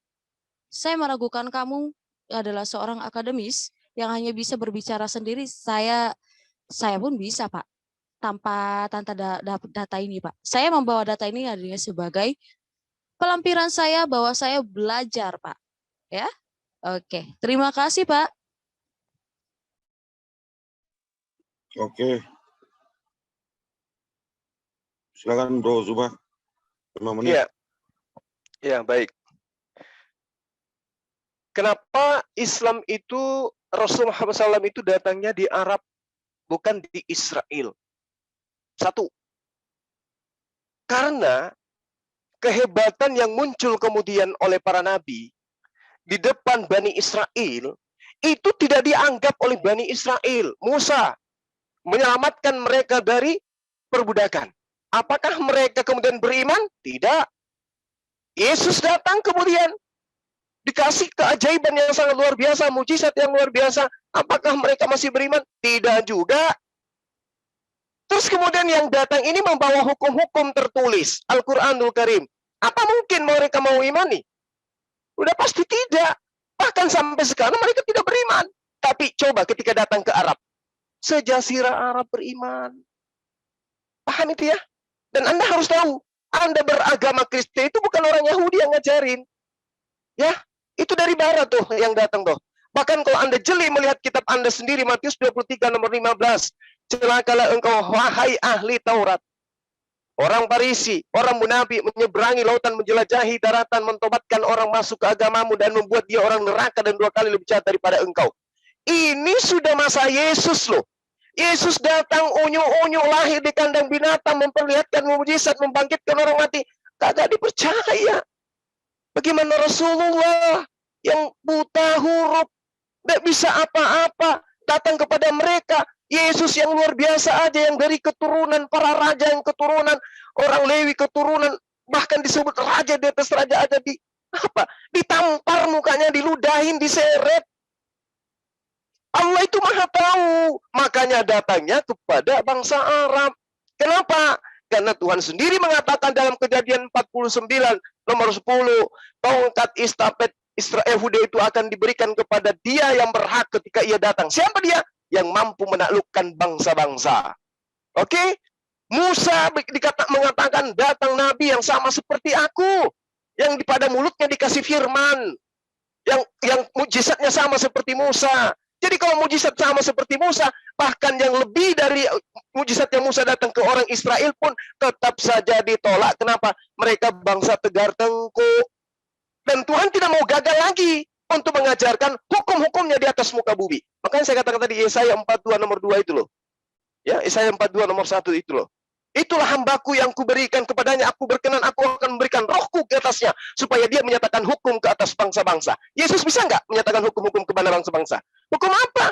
Dikelilingi orang-orang bidat, nggak ada yang mengimani dia kok. Murid-muridnya 11 orang dibantai semua oleh Paulus. Gimana mau menegakkan hukum-hukum kepada bangsa-bangsa? Hah? Gimana? Nggak bisa. Harus keluar ke Bani Ismail. Bani Ismail lah yang harus menegakkan hukum-hukum kepada bangsa-bangsa. Lalu kemudian Anda mengatakan Tuhan kami itu tidak terlihat, Tuhan itu terlihat. Anda ini bidat kali ya. Anda nggak malu pamer bidat gitu loh. Musa mengatakan tidak ada yang bisa melihat Tuhan bisa hidup. Apa masih kurang itu? Kitab terjemahan pun itu. Anda nggak bisa baca. Lalu kalau Anda mau yang lebih mudah, yang Anda imani aja ya. 2 Korintus 4 nomor 18. Sedangkan yang tidak kelihatan itulah yang kekal. Sebab kami tidak memperhatikan yang kelihatan, melainkan yang tak kelihatan. Karena yang kelihatan adalah sementara, sedangkan yang tidak kelihatan itu adalah kekal. Baca tuh kitab. Jadi kalau Anda mengimani Tuhan itu kelihatan, ditampar, diseret, diludahin, Itulah saya katakan Anda bidat, Anda gali kubur sendiri. Anda yang bidat. Yesus mengatakan, Bapa yang mengutus aku, kamu tidak pernah mendengarkan suaranya, wajahnya pun tidak bisa kau lihat. Kata siapa? Kata Yesus. Loh, Tuhanmu harus digendong, disusuin, dan seterusnya. Ini ajaran dari mana? Jadi apa yang kamu jabarkan, itu semua bertentangan dengan ajaran Yesus. Maka saya katakan yang bidat itu adalah Anda. Ya, bahasan kita ini adalah siapa yang bidat menurut Yesus. Anda tidak bisa menentukan Islam itu bidat. Mana coba? Di mana Yesus bisa mengatakan bahwa bidat itu Islam? Enggak ada dia katakan, waspadalah kepada Bani Ismail, waspadalah kepada bangsa Arab. Enggak ada. Yang dikatakan, waspadalah kepada ragi orang Parisi. Paulus orang Parisi. Waspadalah kepada serigala. Benyamin dibuatkan oleh Yakub, keturunannya menjadi serigala. Paulus ngakus dari Benyamin. Halo, penyesat itu berasal dari tengah-tengah kita. Yesus tidak pernah. Apa Rasulullah tidak pernah dari tengah mereka? Ayo, silakan Anda gali kubur Anda sendiri. Ya, silakan Sis Minayung. Lagi-lagi nggak punya presentasi ini. Gimana sih Juma? Anda kalau Anda percaya kitab Anda, nangis aja. Bukan. Kalau dialog itu pakai presentasi lah. Gimana? Lah saya sudah presentasi tuh. Ini presentasi saya, Bung. Oke, teman-teman. Bukan poin-poin saya ini. Kelihatannya Anda lebih percaya PowerPoint daripada Bible itu sendiri. Waduh, parah ini anak. Sudah saya mute yang tidak berkepentingan, silahkan. Ya.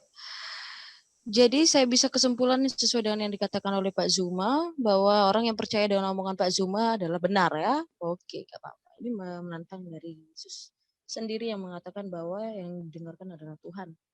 Ya kan? Saya yakin kamu cerdas, Pak Zuma. Waspadalah terhadap nabi-nabi palsu yang datang kepadamu dengan menyamar seperti domba, Pak Zuma. Hati-hati ya. Apalagi dia adalah nabi yang bukan dari bangsa Israel, yang dia tidak mengenal firman-firman dan ketetapan-ketetapan Allah. Hanya bangsa Israel yang tahu ketetapan-ketetapannya, maka justru saya mengikut pola kami mengatakan Yesus adalah nabi, justru dia lebih benar, nabi yang penutup seharusnya. Why? Karena dia datang dari bangsa Israel, bukan dari bangsa Arab. Nah, kemudian Pak Zuma yang kamu katakan tadi tidak menjawab pertanyaan saya. Sungguh saya sangat dikatakan sangat-sangat sedih gitu loh Pak. Kamu hanya mengatakan apa yang bukan dari agama kami gitu loh. Maksudnya bukan dari keimanan kami. Justru itu hanya dari pemikiran kamu sendiri gitu loh Pak. Saya sangat miris itu. Oke. Kita kembali lagi teman-teman di pemahaman orang-orang Muslim ini, yang dimana kalau kita lihat secara historinya, penulis biografi yang paling awal itu dari Ibnu Ishaq tahun 768. Jauh banget dari tahun kelahiran Baginda ya. Kemudian dari Ibnu Hisam tahun 828, kemudian dari Ibnu Sa'ad 845, Tirmizi, Tabari, apalagi. Jadi kalau bisa dikatakan Al-Quran ini atau hadis pun yang ditulis oleh para sahabat ataupun yang penulis historiografinya Baginda, itu bisa diragukan. Saya hanya bawa ini hanya untuk sebagiannya aja ya.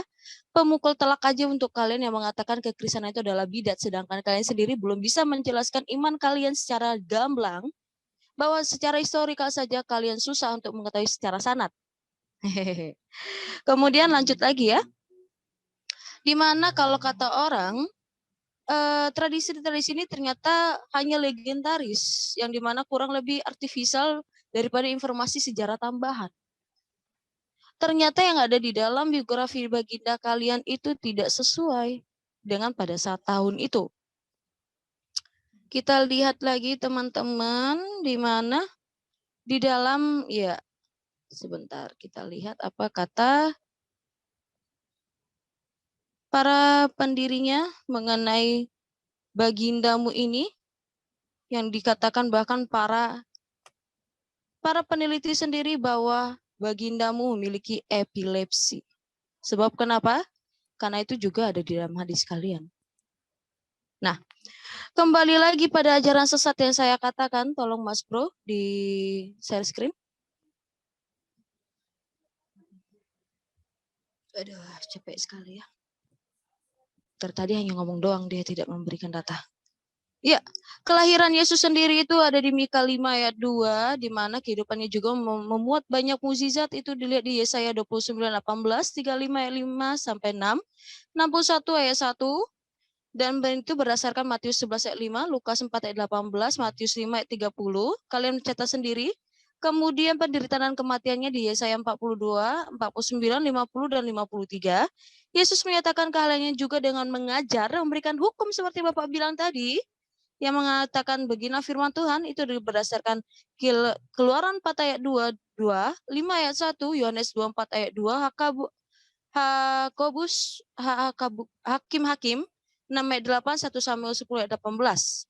Nah, kemudian itu juga dikatakan bahwa oleh para rabi, namun Yesus berkata, aku berkata kepadamu, tetapi bukan dikatakan dari kata nabi atau dari pendahulu, melainkan aku berkata kepadamu di Matius 5 ayat 6. Ini lebih banyak, Pak.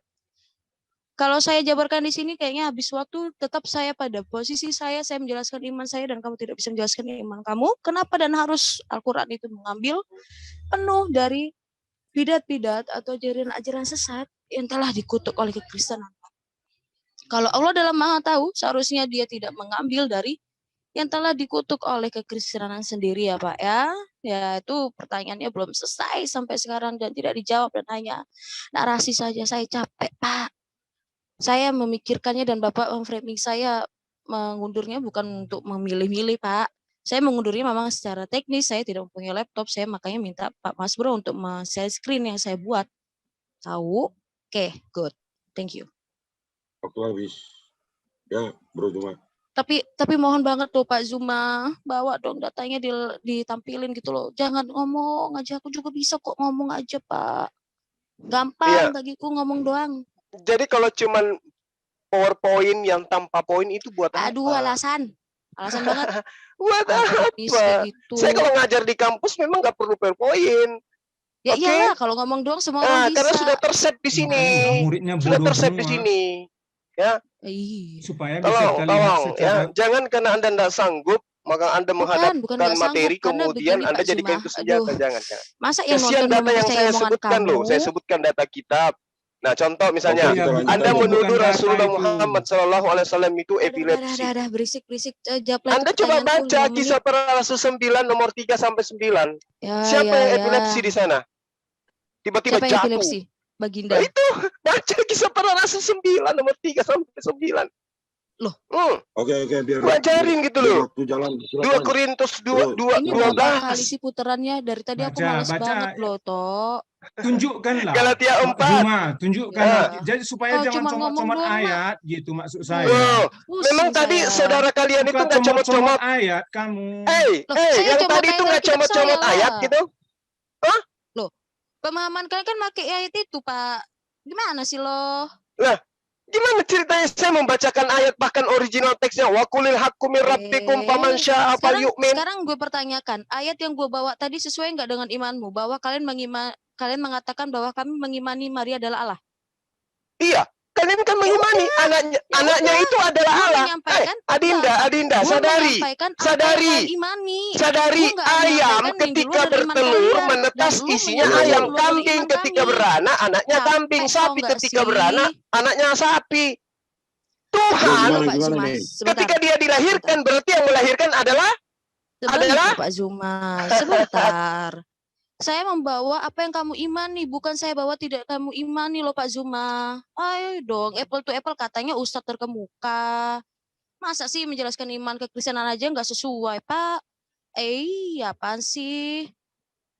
Mana sih Pak? Saya aja bawa dari iman kamu. Makanya saya tanya, menurut kamu, bentar Pak. Menurut kamu tadi ayat yang saya katakan bahwa kalian mengatakan kami mengimani Bunda Maria adalah Allah, benar gak? Kamu bilang benar. Berarti saya menjelaskan apa dari iman kamu benar. Lah, gimana sih Pak Zuma? Tuh. Oke, lari kepada kesimpulan aja ya mungkin Bang Zuma dan Nina. Iya, saya capeknya ngobrol doang. Loh, ini giliran saya 5 menit gimana, Coh? Ya, silakan Bang Zuma. Sekarang Bang Zuma 5 menit. Anda undang saya tidak mute ya, bukan saya. Sekarang saya minta tolong, mohon Bang Zuma, mohon memberikan tanggapan 5 menit. Nah, Ya. setelah itu mohon kita lakukan Enggak, closing statement. biarin aja Oke. dulu dia jawab 5 menit itu. Pertanyaan saya dari tadi dia belum menjawab sama sekali. Saya Ya, dari tadi. betul. Oh, gitu. Ini untuk Bang Zuma 5 menit adalah menjawab terlebih dahulu. Nah, Iya. setelah itu kita selesai momen untuk closing statement. Oke? Dan Terima apakah Anda kasih. sadar saya Silakan. belum pernah bertanya sekalipun loh.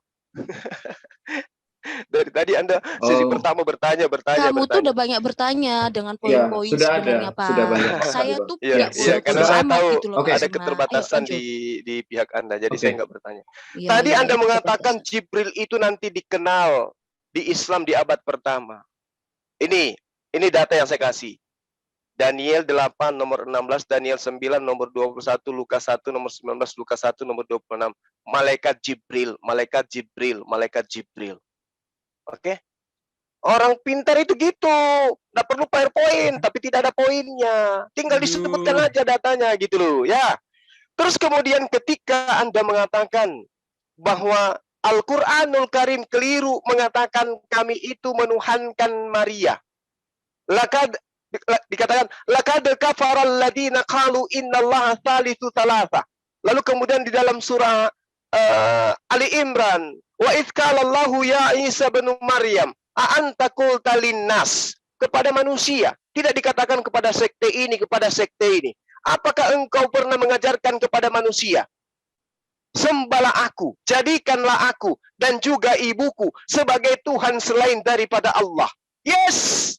Memang hari ini Anda tidak menyembah Maria, memang. Tapi dulu nenek moyang, dulu orang-orang yang lebih dahulu menganut ajaran Anda itu menyembah Maria.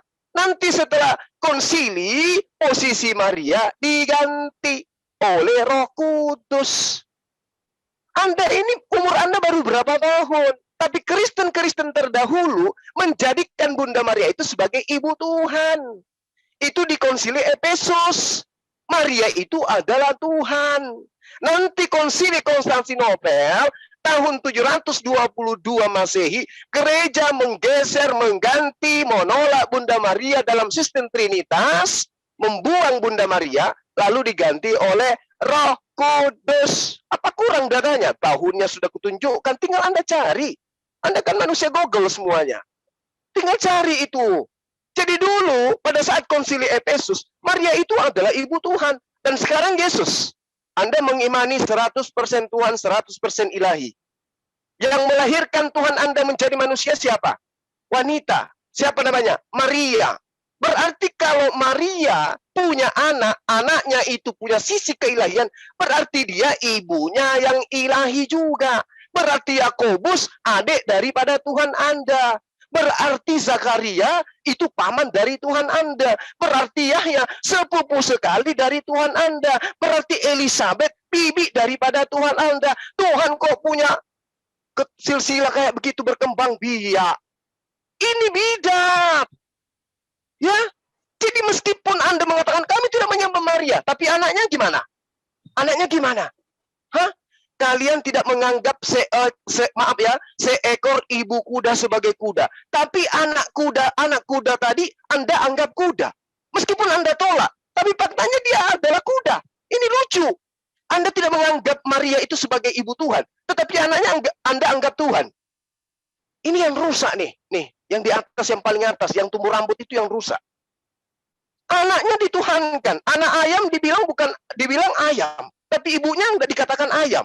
Anak sapi dibilang sapi, tapi ibunya nggak ditolak sebagai bukan sapi. Itu sakit namanya. Itu rada berarti Anda. Ya mohon maaf harus saya luruskan seperti itu. Karena Anda membawa Al-Quran. Padahal tema yang Anda pilih adalah siapa yang bidat menurut ajaran Yesus. Kok larinya ke Al-Quran, larinya ke Islam. Lucu Anda. Sementara Yesus itu hanya datang kepada Bani Israel. Yang bidat itu yang di luar Bani Israel. Ngaku-ngaku Israel rohani, itu yang bidat. Karena ajarannya sudah menyimpang dari ajaran Yesus. Nih, tak kasih data ya, supaya Anda paham. Di dalam Yeremia 9 nomor 11, aku akan membuat Yerusalem menjadi timbunan puing tempat persembunyian serigala-serigala. Dari mana agama Anda berasal? Siapa yang ngajari? Dari Yerusalem. Lalu kemudian Kejadian 49 nomor 27 tadi saya sudah jelaskan ya. 2 Petrus 2, sebagaimana nabi-nabi palsu dahulu tampil di tengah-tengah umat Allah, demikian pula di antara kamu akan ada guru-guru palsu. Mereka akan memasukkan pengajaran-pengajaran sesat yang membinasakan. Itu di mana? Di tengah-tengah kamu. Siapa kamu di situ? Bani Israel. Wahyu 3 nomor 9. Lihatlah beberapa orang jemaat iblis, yaitu mereka yang menyebut diri mereka orang Yahudi, tetapi sebenarnya tidak demikian, melainkan pendusta. Itu siapa tuh yang disebut? Islamkah? Orang Arabkah? Ayo, hati-hati kalau mau berdebat. Kuasai ilmunya dulu. Anda membawa bidat, sementara Anda bermandikan bidat. Bangun tidur, sampai tidur lagi, Anda melakukan bidat. Sudah habis. Silakan. Waktunya, Bang. Terima kasih. Oke, ini untuk sesi terakhir adalah sesi sesi kesimpulan. Saya persilakan Bang Zuma, setelah itu Kak Nina. Terima kasih. Berapa menit, Le? 5. 5 menit. Oke, silakan dipersilakan Bang Zuma waktunya. Terima kasih. Oke, baik. Terima kasih. Jadi kalau dikatakan Islam itu bidat, sesuai dengan apa yang diterangkan oleh, tapi bukan itu ya, Anda nggak bisa nyerang Al-Quran, karena memang antara ajaran Yesus dengan Islam itu tidak ada yang bertentangan. Kecuali poin-poin yang kemudian dimasukkan mengatasnamakan Yesus, baru dikatakan bidat. Begini. Banyak orang yang mengatakan Kristen itu adalah pengikut Yesus. Benarkah demikian? Tentu tidak. Nih, catat nih, Bang Zuma yang mengatakan. Kalau kita kemudian melihat secara etimologi, memang rasa-rasanya memang betul. Kristen itu pengikut Yesus, sebutan beken untuk teman-teman yang menuhankan anak Maria. Tapi secara faktual, artinya itu tidak sesuai. Secara faktual, secara fakta. Kenapa demikian? Nih, tak kasih data nih. Catat. Matius 7 nomor 22 sampai nomor 23. Pada hari terakhir banyak orang yang akan berseru kepadaku, Tuhan, Tuhan, Tuhan Yesus, Tuhan Yesus. Bukankah kami bernubuat demi namamu, Tuhan Yesus, mengusir setan demi namamu, Tuhan Yesus, dan mengadakan banyak mujizat demi namamu, Tuhan Yesus. Apa kata Yesus? Pada waktu itulah aku akan berterus terang kepada mereka dan berkata kepada mereka, aku tidak pernah mengenal kamu. Enyahlah daripadaku, kamu semua pembuat kejahatan. Siapa tuh yang dibilang pembuat kejahatan? Kristen. Lalu apa posisinya orang yang membuat kejahatan? Apa posisinya orang yang membuat kejahatan di hadapan Yesus? Jelas di kitab Anda sendiri bahwasanya ketika orang membuat kejahatan, Matius 13 nomor 50, lalu mencampakkan orang jahat ke dalam dapur api neraka. Di sanalah akan terdapat ratapan dan gertakan gigi. Siapa itu? Orang jahat. Matius 13 nomor 50, orang jahat akan dicampakkan ke dalam dapur api neraka. Kata Yesus yang menyebut dirinya Tuhan, Tuhan, Tuhan, Tuhan, akan dicap sebagai pembuat kejahatan. Kata Yesus, pembuat kejahatan dicampakkan ke dalam api neraka. Apakah itu Islam? No. Siapa mereka? Kristen. Oke?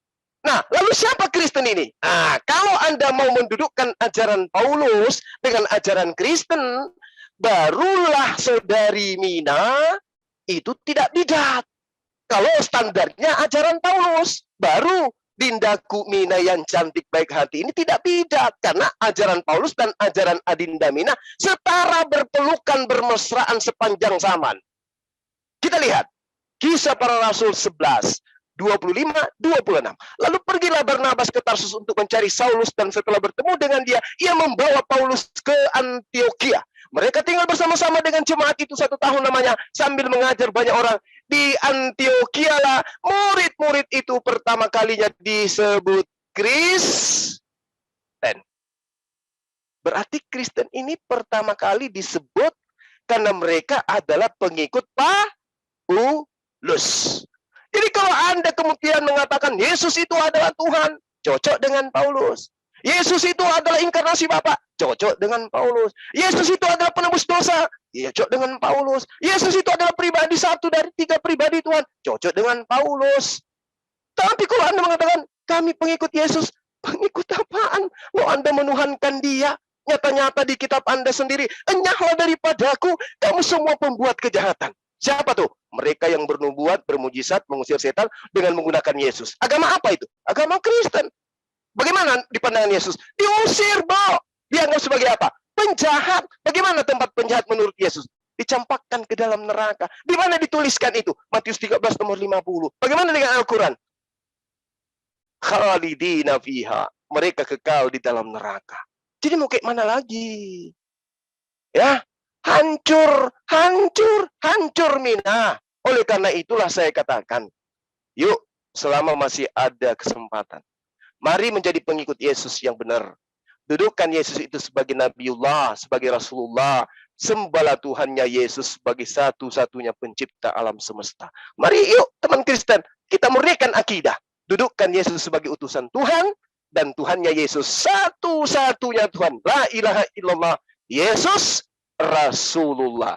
Demikian, terima kasih. Terima kasih luar biasa Bang Suma. Saya persilahkan sekarang untuk Kak Mina. Iya. Lagi korsel nih ya. Korsel 1, Portugal 1. Teman-teman, seperti yang dibilang oleh si Zuma tadi ya, dia ngomongnya cuma mengutip saja, saya menjelaskan. Bahwa dimaksud dari ayat itu sendiri yang mengenai pertama tadi, ada yang mengatakan Tuhan, Tuhan, dan kalian memanggil Tuhan tetapi kalian tidak melakukan perintahnya, sama saja kan? Begitulah teman-teman ya. Dia tidak tahu ayat berikutnya apa, tetapi dia hanya mengutip ayat pertama.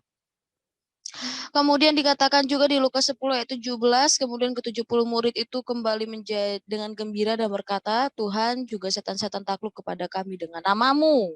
Setan saja takluk dengan nama Tuhan Yesus. Kalian juga mengatakan nama baginda saja tidak takluk, itu setan-setan ya, sampai kesurupan massal. Kemudian di Lukas tadi sudah kita katakan, ya, apalagi yang harus bisa dikatakan teman-teman, dari tadi dia tidak bisa menjawab. Ini sampai ngantuk, saya lagi nonton Pindun ya. Nyesal saya bawa dia untuk diskusi, ternyata nggak bisa menjawab gitu loh. Ayo Mas Bro, tolong di share screen lagi mengenai ajaran sesat tadi. Seperti yang saya paparkan tadi teman-teman, bahwa ajaran-ajaran atau aliran-aliran sesat yang telah ada lebih dulu dibandingkan keislaman sendiri pada abad 6, itu telah dibawa oleh orang-orang yang bukan orang-orang Kristen asli, bahkan juga bisa dikatakan orang-orang yang berparasit, makanya dijadikan sampah, dikutuk, dibuang, dan tidak layak. Bahkan Paulus sendiri tidak pernah mengajarkan bahwa Roh Kudus itu adalah diciptakan. Bahkan Paulus juga tidak pernah mengatakan kalau Roh Kudus itu adalah Jibril. Bahkan Petrus saja tidak pernah mengatakan bahwa Roh Kudus itu adalah ciptaan. Yesus sendiri juga tidak pernah mengatakan Roh Kudus itu adalah ciptaan. Yesus mengatakan apa? Anak manusia bisa kalian kata-katain ya, tetapi Roh Kudus tidak, karena Roh Kudus adalah Allah. Alright? Teman-teman muslim, kemudian juga kita paling ambil aja di semi pelagianisme aja Pak, ya. Di mana kalian yang mengatakan kalau rahmat dan segala macam perbuatan baik, amal baik itu akan menyelamatkan kalian ke dalam surga. Padahal kan juga masih tetap meminta pertolongan dari Allah agar bisa masuk surga. Ini bertentangan sekali Pak Zuma.